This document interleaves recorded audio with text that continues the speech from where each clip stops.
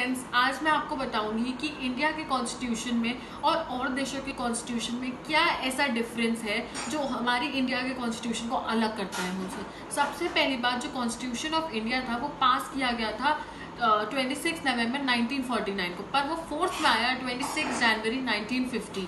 अब चलिए मैं आपको बताती हूँ कि क्या ऐसे फीचर्स हैं। सबसे पहली बात, अपना जो इंडिया का कॉन्स्टिट्यूशन है वो बहुत लेंदी है।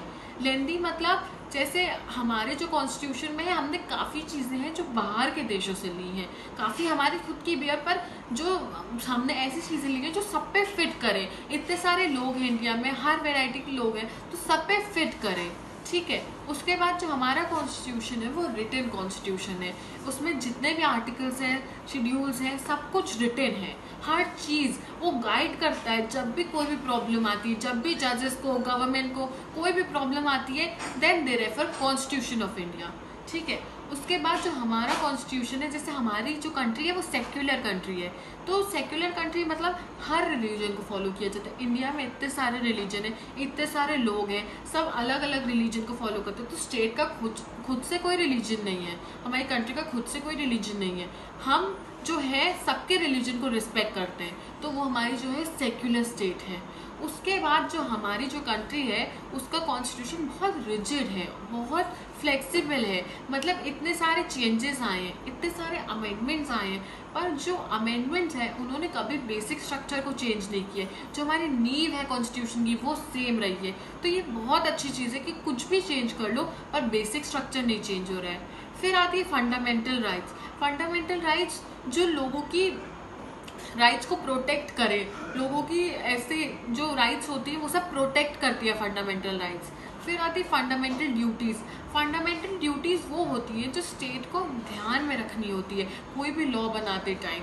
अब कोई भी ऐसा लॉ है जो स्टेट ला रहा है तो उसे पहले फंडामेंटल ड्यूटीज़ देखनी कि वो वायलेट ना हो, वरना वो लॉ काम का नहीं है।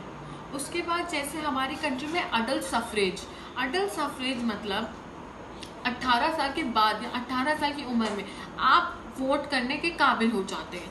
आपके अंदर इतनी समझ आ जाती है कि आप जो गवर्नमेंट है अपनी कंट्री की वो चूज़ कर सकते हैं। हमारी जो कंट्री है वो डेमोक्रेटिक कंट्री है, तो इसमें हम अपनी गवर्नमेंट चूज़ कर सकते हैं और हमें बोलने का हक है वो चीज़।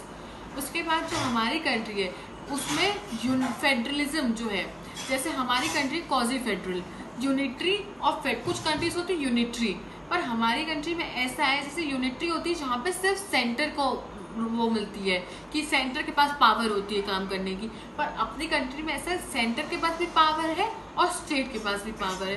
पर काफ़ी सेइंग्स में और काफ़ी जजमेंट में ऐसा आया है कि always centre will prevail over state in case of any conflict, ठीक है। तो हमारी जो कंट्री है वो क्वाजी फेडरल है।